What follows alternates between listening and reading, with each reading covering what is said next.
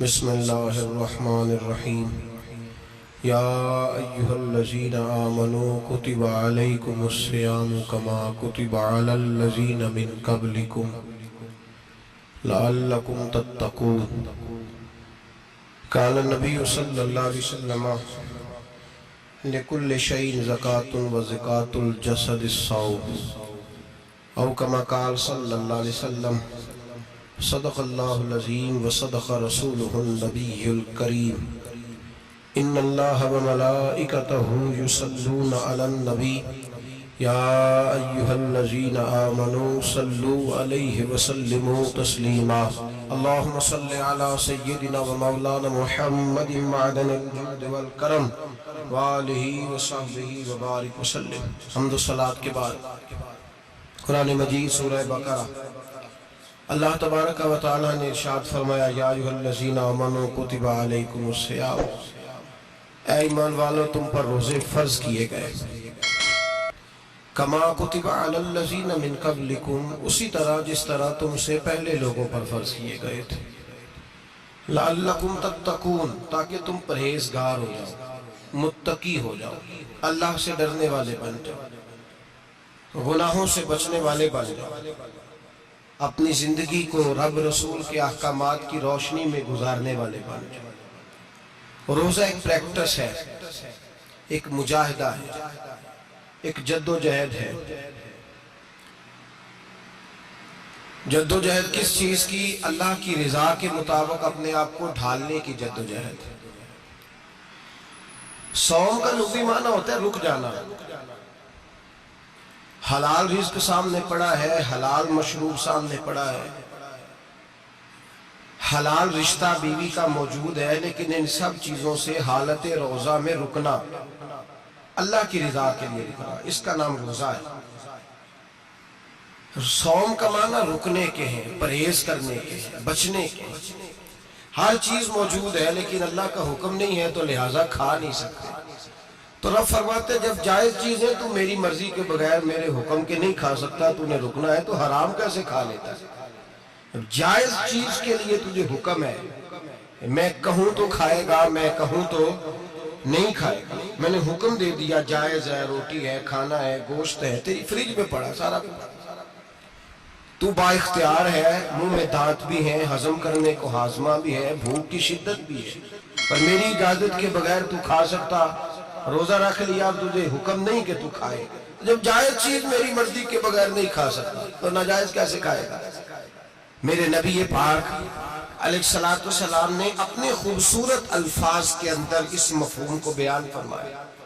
محبوب پاک صلی اللہ علیہ وسلم فرماتے جس نے جھوٹ نہیں چھوڑا، غیبت نہیں چھوڑی، برائی نہیں چھوڑی، اللہ کو اس کے بھوکے پیاسے رہنے کی کوئی ضرورت نہیں۔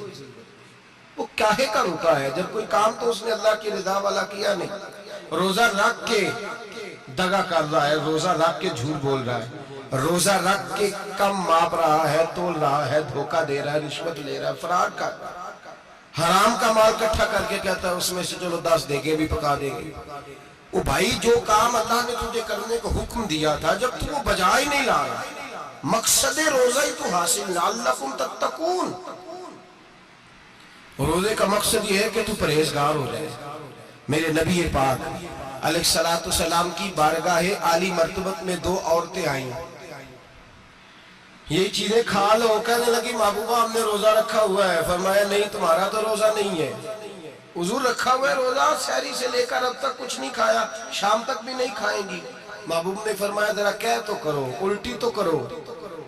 کہہ کی تو ان کے حلق سے خون بھی نکلا اور گوشت کے لوتھڑے بھی نکلے، پھوٹیاں بھی نکلی۔ نبی پاک نے فرمایا وہاں بیٹھ کے تم نے اپنے جاننے والوں کی غیبت نہیں کی، چغلی نہیں کھائی؟ خاموش ہو گئیں، گردنیں جھک گئیں۔ نبی پاک نے فرمایا تم نے قرآن نہیں پڑھا کہ جو اپنے بھائی کی غیبت کرتا ہے وہ مردہ بھائی کا گوشت کھاتا ہے؟ تو گوشت کھا کے بھی تمہارا روزہ رہ گیا ہے۔ کس طرح کا روزہ ہے کہ صاحب روزہ رکھ کے نہ رکھنے والوں پہ تنقید کر رہے ہیں، تراویحیں پڑھ کے نکلے ہیں تو کہتے ہیں میں اکیلا ہی نیک ہوں، باقی تو محلے میں کوئی پڑھتا ہی نہیں۔ یہ کیسا تیرا روزہ ہے کہ تو روزہ رکھ کے تو اس کے مقصد کو نہیں سمجھا؟ لعلکم تتقون، روزہ دار تو وہ ہے کہ روزہ رکھا ہوا ہے، کھانے بھی سے رکا ہے، پینے سے بھی رکا ہے، عمل زوجیہ سے بھی رکا ہے، پھر وہ جھوٹ سے بھی رکے، غیبت سے بھی رکے، بدنگاہی سے بھی رکے، حرام خواری سے بھی رکے ساری چیزوں سے۔ یہ بتلائیے کہ روزے کی حالت میں اپنی بیوی کے پاس جانا منع ہے تو غیر محرم کو دیکھنا جائز ہے؟ ہمارے ٹی وی پہ میں نے پہلے بھی کہا تھا کہ ہم ٹھیکیدار اور ذمہ دار نہیں ہیں مذہب کے۔ یہاں ہمارے آنے سے پہلے بھی کوئی بیٹھا تھا، ہم مریں گے تو یہاں ہم سے بڑے بڑے نیک لوگ بیٹھے ہیں، کوئی بندہ ذمہ دار نہیں ہے۔ بڑے بڑے کج کلا، صاحب جبہ و دستار، بڑے بڑے صاحب بصیرت، آئمہ، فقہاء، علماء، زعماء، نقبہ، صوفیاء، اولیاء، غوث، کتب، ابدال، اوتاد، کتب الاقطاب، جانے کون کون آئے، علماء آئے، مفسرین آئے، محدثین آئے، گزر گئے۔ ہم تو خاک نشین لوگ ہیں، تھوڑا کام کرنے والے، تھوڑی صلاحیت رکھنے والے۔ لیکن بھائی اگر کرتے ہیں تو ایک کام کرتے ہیں، ساتھ دوسرا نہیں کرتے۔ یہ کس طرح کا دین سکھانے لوگ نکلے کہ شوال سے لے کر شعبان تک گانا سنایا جائے گا، شعبان سے لے کر شوال تک ناچ گانا کیا جائے گا، شوال سے لے کر شعبان تک دھما چوکڑی ہوگی، رمضان آئے گا تو حدیثیں سنائی جائیں گی، رمضان آئے گا تو لوگوں کو قرآن پڑھ کے سنایا جائے گا۔ یہ مذہب باز نہیں ہے کہ گویے مذہب سکھائیں گے، ایکٹر مذہب سکھائیں گے۔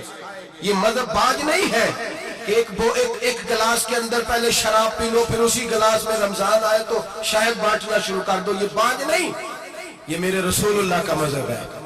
اگر تمہیں شوق ہے دین سیکھنے سکھانے کا، یکم رمضان کو توبہ کرو اور کہو کہ ہم ٹی وی پہ بیٹھ کے حدیثیں سنائیں گے تو سارا سال سنائیں گے، اور جس زبان سے حدیث نکلے گی پھر اس سے کبھی گندا گانا نہیں نکلے گا، پھر کبھی ناچ گانا نہیں ہوگا۔ یہ کون سا مذہب ہے جو بیویاں سکھا رہی ہیں؟ یہ کون سا دین ہے جو عورتیں سکھا رہی ہیں؟ میرے رسول پاک صلی اللہ تعالیٰ علیہ وآلہ وسلم کا وہ مذہب ہے کہ میرے اعلیٰ حضرت فاضل بریلوی رحمت اللہ علیہ نے فرمایا، مرد کے لیے جائز نہیں کہ وہ عورت کی زبان سے میلاد بھی سنے، نعت بھی سنے۔ مرد کے لیے جائز نہیں، مرد کو مرد سکھائے گا، عورت سکھائے گی تو عورتوں کو سکھائے گی۔ بے شک آپ سویرے فتویٰ دیجئے کہ چھوٹی سی مسجد میں بیٹھ کے، چھوٹے سے کونے میں بیٹھ کے چھوٹا سا مولوی، اور وہاں تو اتنے بڑے مفتی ٹی وی پہ بیٹھے ہوئے، وہ غلط ہے تو صحیح یہ کیسے ہو گئے؟ سنو، میرے نبی پاک علیہ الصلوۃ والسلام کے مذہب کا حسن یہ ہے کہ اسلام کہتا ہے کہ نظر بی بی کو دیکھا کسی نے غلطی سے تو معافی ہو جائے گی، دوسری نظر شہوت سے دیکھا تو حرام ہے اس کے لیے، وہ پاکستان کا مولوی ہو یا سعودی عرب کا شاہ ہو، کسی کے لیے عورتوں کے بیچ پھرنا اٹھنا بیٹھنا جائز ہے۔ میرے نبی پاک صلی اللہ تعالیٰ علیہ وسلم نے فرمایا ہے میں عورتوں سے مصافحہ کرنے نہیں آیا، اور میرے نبی پاک صلی اللہ علیہ وسلم نے فرمایا ہے، حضور فرماتے ہیں لیکن کتا بالکل ناپاک نہیں ہوتا، کتے کا تھوک ناپاک ہوتا ہے، یا کتا گیلا ہو جائے تو ناپاک ہوتا ہے، لیکن خنزیر سارا ناپاک ہوتا ہے، کل ناپاک ہے خنزیر۔ نبی پاک نے فرمایا خنزیر بھی ہو اور گند میں لتھڑا ہوا بھی ہو، پیشاب میں لتھڑا ہوا ہو، گوبر میں لتھڑا ہوا ہو، پخانے اور فضلے میں لتھڑا ہوا خنزیر ہو، اس کا جسم تیرے ساتھ ٹکرا جائے تو اتنا برا نہیں جتنا غیر محرم عورت کا وجود تیرے ساتھ ٹکرا جائے تو برا ہے۔ اس حد تک میرے نبی پاک صلی اللہ علیہ وسلم اور گنبد کے معاملے میں فتویٰ دینے والے، یا رسول اللہ کہنے پر کفر کا فتویٰ دینے والے اور بڑی بڑی باتیں کرنے والے خاموش کیوں ہو گئے؟ یا ایھا الذین آمنوا لا تتخذوا اليہود والنصارى اولیاء۔ رب فرماتا ہے یہودیوں اور عیسائیوں کو دوست نہ بناؤ، یہ تمہارے دوست ہو سکتے، یہ تمہارے سجن ہو سکتے۔ جب عرش کا مالک کہہ رہا ہے سجن نہیں ہو سکتے تو دوستی کی بات کیسے بڑھا رہا ہے؟ یا رسول اللہ ہمارے سجن کون ہو سکتے ہیں؟ فرمایا تمہارا دوست وہ ہو سکتا ہے جو محمد عربی کا غلامی کرنے والا ہو، جو رسول اللہ کی نوکری کرنا ہو دوست ہوگا۔ دوسرا دوست ہو سکتا کوئی ایکٹر مذہب نہیں سکھائے گا، کوئی گویہ مذہب نہیں سکھائے گا۔ حضرت جناب سیدنا جنید بغدادی، بغداد کے پیر سے کسی نے پوچھا تھا آج سے 1100-1200 سال پہلے، وہ تو زمانہ ویسے نیکی اور پرہیزگاری کا تھا، کہا بابا جی مرد اور عورت نیک ہو، बगैर पर्दे के, बगैर हिजाब के, बगैर दीवार के बैठकर एक दूसरे को दीन सिखा सकते हैं? हजरत साहब बताइए, मर्द और औरत नेक हो तो बगैर पर्दे और हिजाब के एक दूसरे को दीन सिखा सकते हैं?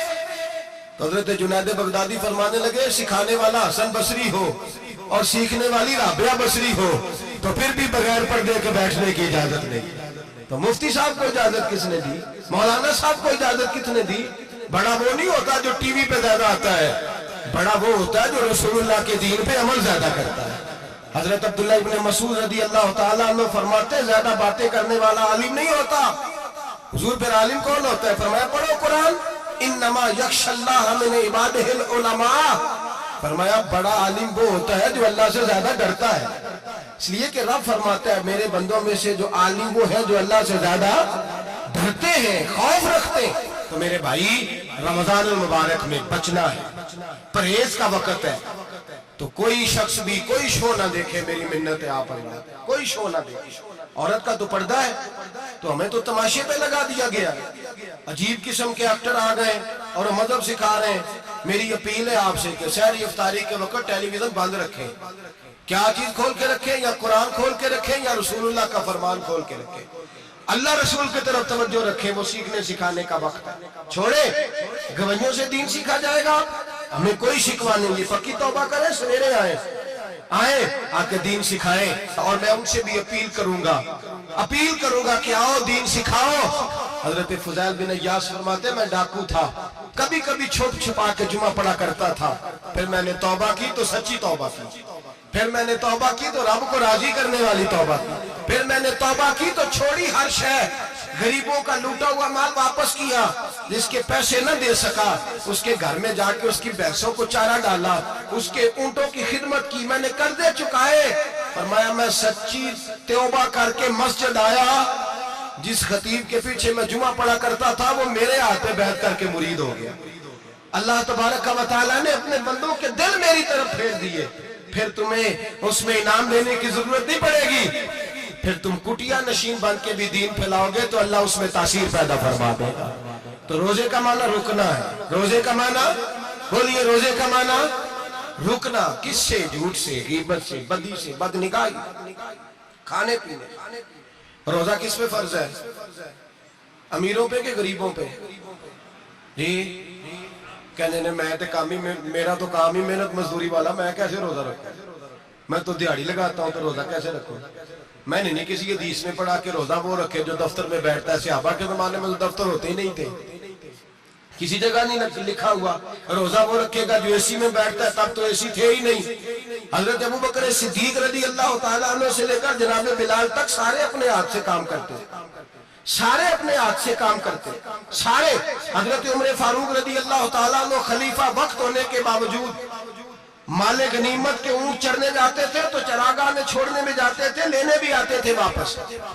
सारे लोग अपने हाथों से मुशक्कत वाले काम करते। हजरत बिलाल मजदूरी करते, सलमान फारसी मजदूरी करते, मिकदाद मजदूरी करते, सहाबा मजदूरियां करते, रोजे रखते।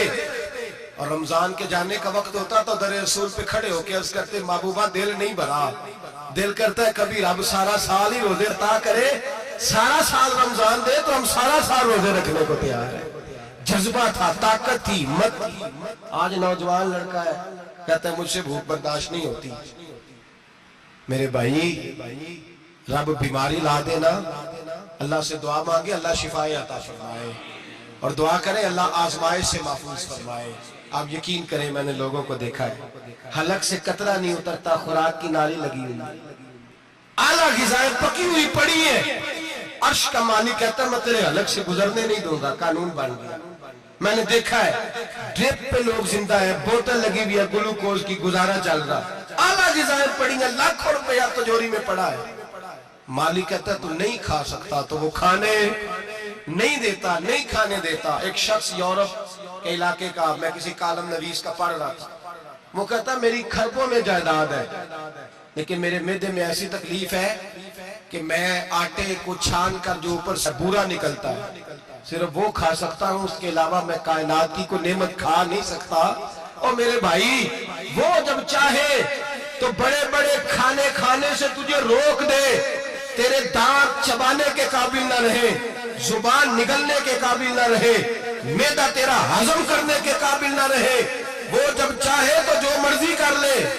وہ کہتا چل تو میری مرضی پہ چلنا، 1 مہینہ میرے کہنے پہ نہ کھا، 1 مہینہ میرے کہنے پہ نہ کھا، تو یا اللہ تو کیا کرے گا؟ فرمایا صوم تصحو، میرے نبی پاک نے فرمایا تم روزے رکھو، اللہ تمہیں صحت عطا فرما دے گا، اللہ تندرستیاں دے دے گا، شفائیں دے دے گا۔